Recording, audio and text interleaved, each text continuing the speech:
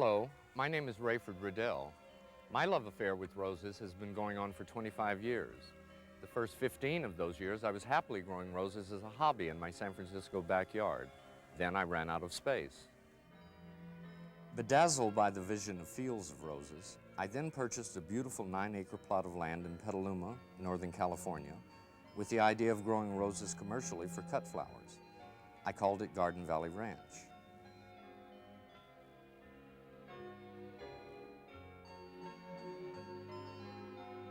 Many of the roses here are Jackson and Perkins varieties, and there are good reasons for that.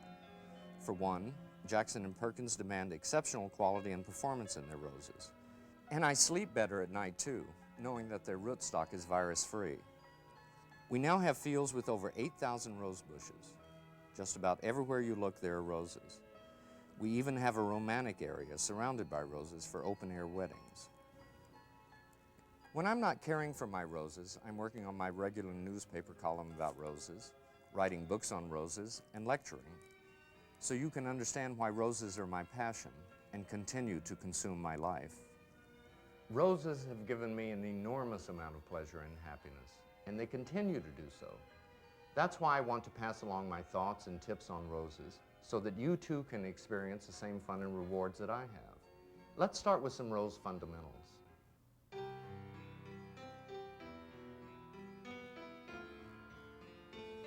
Of all the gardeners I wish I'd met, I'd certainly like to have known the man who said he'd rather plant a 2-bit rose in a 4-bit hole than vice versa. Nothing you ever do for a rose is as important as the care you give in creating its home. Okay, let's start with the 4-bit hole. These days, actually, it would cost more like $4. The ideal hole is about 18 inches or so deep and up to 2 feet wide. Providing your roses with the right type of soil in which to grow is critical. You need to get your soil to look something like this, a good garden loam.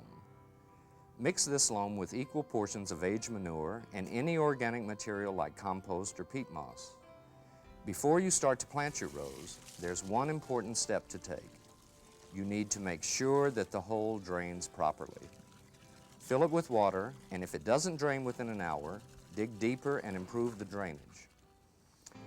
Okay, now you're ready to plant. Start by building a cone of soil on the bottom of the hole.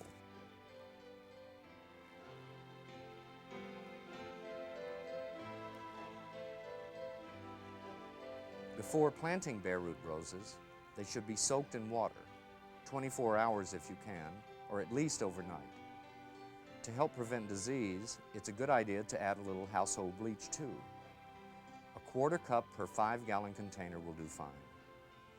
Also, nip off any broken or damaged roots with sharp shears. This bulbous swelling here is called the bud union. It's your guide to how high to plant your rose bush. If your climate is temperate, place your bud union approximately 2 inches above soil level. If the temperature in your region drops well below freezing, place the bud union approximately 2 inches below soil level. Now the bush is in place, you can see the reason for the cone. With the roots resting firmly on top, fill the hole using your hands, not your feet, to pat the soil in place. Now you can give your rose bush a thorough watering. This last step is a must. Unless you mound newly planted roses, they can get parched by the winds. Mound them to half their height and water again.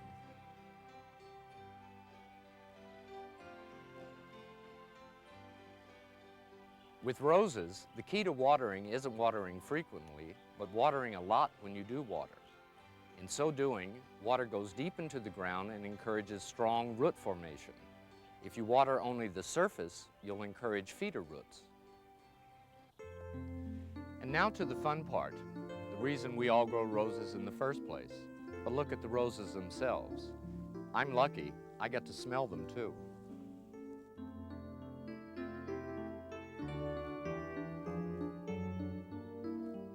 Hybrid teas are roses that were first hybridized in the latter part of the 19th century as a cross between hybrid perpetual roses and tea roses, hence the name. The principal characteristics of hybrid tea roses are their upright growth, long stems, single bloom per stem, and their ability to repeat flower during the growing season. Let's take a look at some hybrid tea roses. Here are some winners that I would personally recommend for all-round performance. Double Delight remains one of the world's favorite hybrid teas. Small wonder, since its unique color combination is never the same on any two blossoms. You'd be hard-pressed to find a white rose with pink edges that has stems as long as sheer bliss. Not only do they make superb cut flowers, blossoms are sharply fragrant. Medallion is a superb rose. Blossoms are exceptionally large and sit atop long cutting stems. For these blooms to reach full maturity, cut these when the sepals are well down and petals begin to unfurl. Although French perfume is classified as a yellow blend, it's just as pink, and every blossom combines the two colors in a different pattern. Fragrance is consistently strong. Hybrid teas will fit into almost any garden design. They look good grouped together in 3s or 4s to make a bold statement, or as a single bush in the middle of a border or bed. They're just natural-born mixers.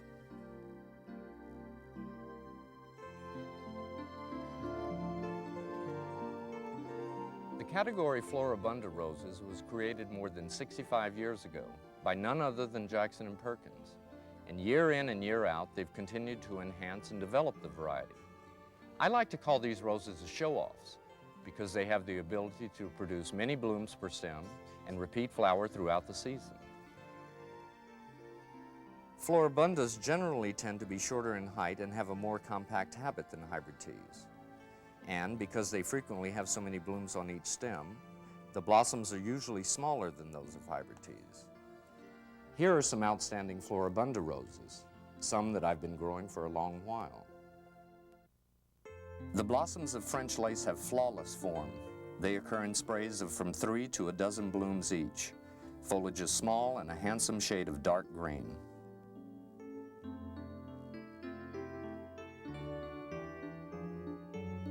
The richly colored petals of Intrigue are ruffled.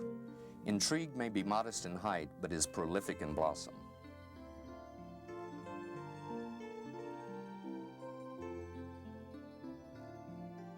Love Potion has a terrific future for itself. Ruffled blossoms are sinfully perfumed and stamens are golden yellow. Best of all, bushes are exceptionally well behaved. As its immense popularity is showing, Purple Tiger is one of the most unusual roses ever introduced. Blossoms that are usually formed in sprays are madly striped and blossoming is prolific.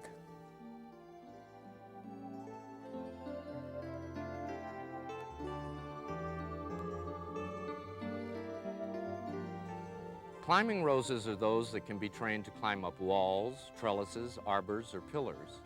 They can grow in length and spread anywhere from 12 to 50 feet. So the first thing you'll probably want to check on is to make certain that the climber you're buying will work in the place you plan to plant it. Many climbers like Blaze, seen here, will repeat bloom, but there are those that do not.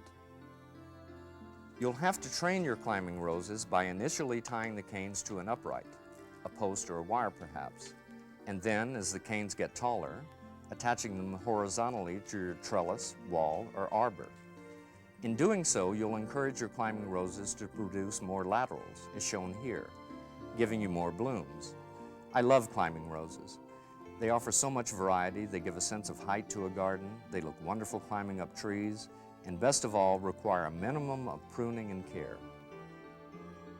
Cecile Brunner is a classic climbing polyantha rose and a mighty producer of lightly scented, perfectly formed blossoms. Give this one plenty of room. It's a house eater. America deserves the All-America Award it received. Its blossoms of 40 meticulously arranged petals are deeply perfumed, and the distinct coral color is a natural-born winner. Zephyrine Drouin is a hot pink beauty. Typical of its bourbon ancestry, fragrance is intense. New to rosedom, Dreamweaver is a welcome addition to climbers, especially if gardeners are interested in healthy, floriferous plants.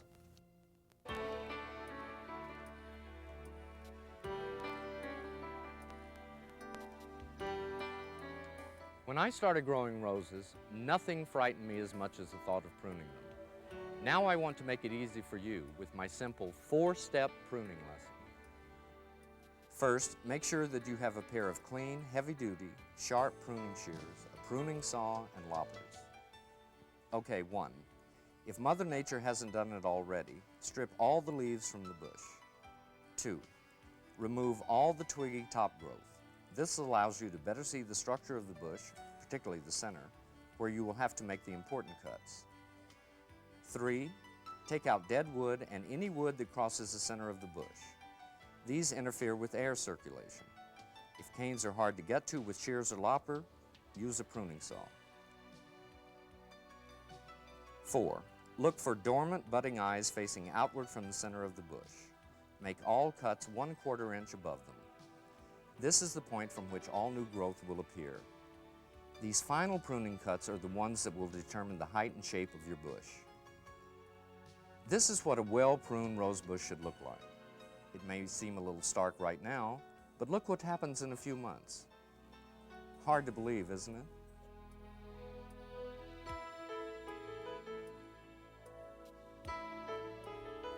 Roses need feeding regularly, but just as important as the fertilizer you use is how you apply it.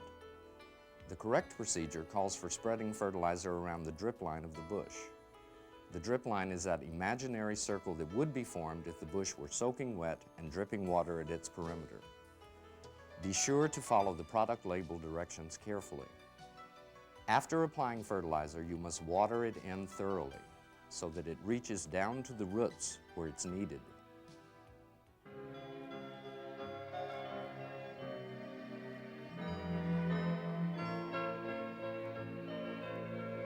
Not many gardeners consider creating a living hedge of roses. But when you think about it, isn't it a wonderful idea to have a fence or boundary that blooms from spring through fall? The rose hedge I frequently put to use is Jackson and Perkins Simplicity. Spaced 18 inches to 24 inches apart, the bushes quickly form a dense screen, lending a touch of grace and a lot of color to your landscape. Simplicity is the best-selling rose of all time. Jackson and Perkins has now sold over 20 million. Another rose that works well as a hedge is in the rugosa family of roses. Identified by their crinkly petals and very thorny canes, these hardy roses, which are not troubled by salty winds, are an excellent choice for coastal or difficult-to-grow locations.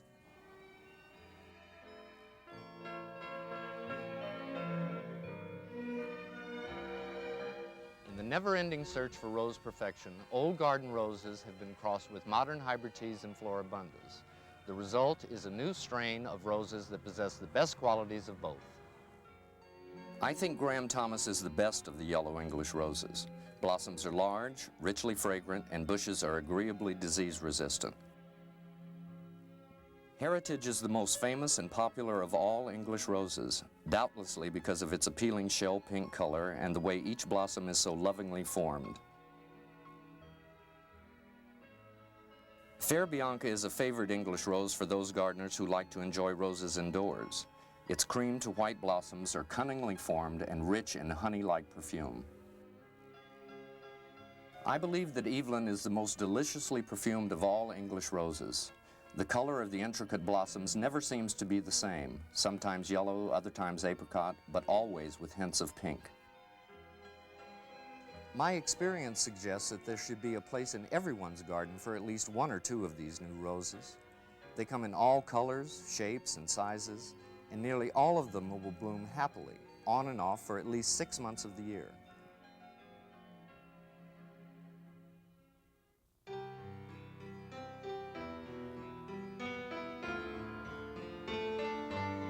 I'd like to sing the praises of mulch for a minute. Mulch is nothing more than organic material layered over the ground where plants grow. Roses absolutely love it. Mulch makes 3 important contributions. First of all, it retains moisture so that the roots remain cool. Secondly, it controls weeds. That's welcome news to any gardener. And third, it releases its nutrients every time it is irrigated over the course of the growing season. Most nurseries carry a wide selection of mulch, Many of them have redwood or other fir bark shavings. They all carry manure, and I'm a great believer in making a manure at least a part of the mulch. Also, it is much better to use fowl manures than it is either steer or cow manure. Just make certain that the manure has been aged. If manure is fresh, it will burn the young feeder roots.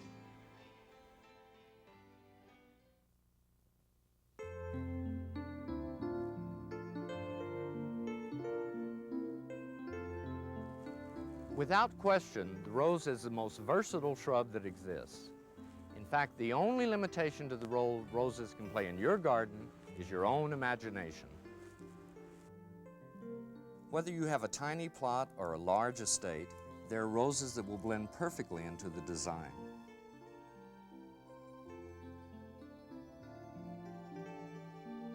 Nowadays, most gardeners prefer to make roses an integral part of their overall garden plan, rather than planting them alone in regimental rows. Roses are best used for drama, to highlight areas, to create a mood, to complement or contrast with other flowers and plants, or to make a single color statement. And let's not forget yet another versatile side of roses, their ability to be easily grown in containers, like this lovely Floribunda brass band. One of the great advantages of pots, of course, is that they can be moved around to suit your whim, or the sunshine. A very attractive and practical solution for small gardens and patio areas. Remember, though, that they'll need watering and feeding more frequently.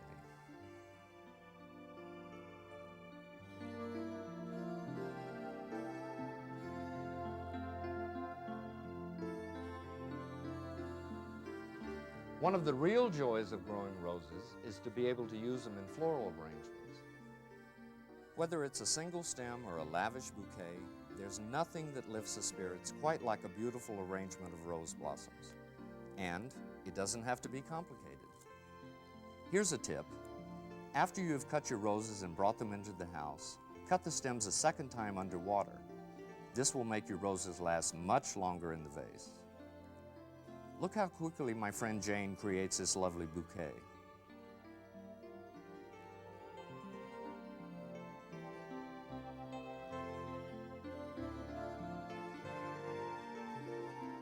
I'm very lucky to live with such beauty, surrounded by my roses. But you can have the same joys no matter what size your garden. They're not much work, and roses bring so much pleasure. So go find those bare sunny spots and use your imagination, the way I do, with Jackson and Perkins roses. Thanks for watching.